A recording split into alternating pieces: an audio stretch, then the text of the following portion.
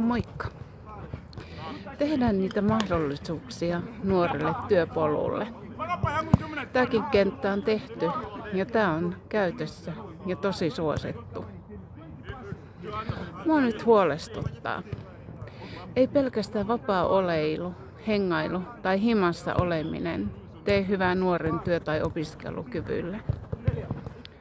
Aivot ja kroppa tarvitsee tekemistä, kokemusta, opettelua ja ohjaamista.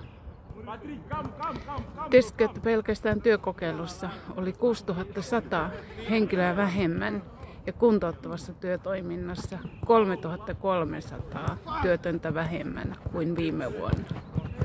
Eli yhteensä 9400 hengaili kotona. Ja sama laskukäyrä on palkkatuetussa työssä. 1000 henkilöä vähemmän kuin viime vuonna 2024. Uusien työpaikkojen määrä laski 14 300 kappaletta viime huhtikuuhun 24 verrattuna. Työttömien määrä ei laskenut, vaan nousi jopa 18% viime vuoden huhtikuuhun.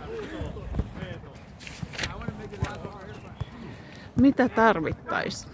Mitä tähän voisi tehdä? Avataan mahdollisuuksia.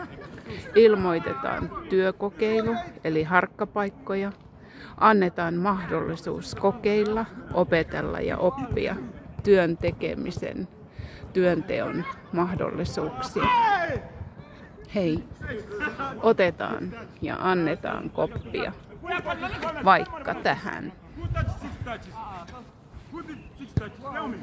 Ja nyt tulee, mihin se koppi voidaan tehdä. Ja vielä toisinpäin. www.työmarkkinatori.fi.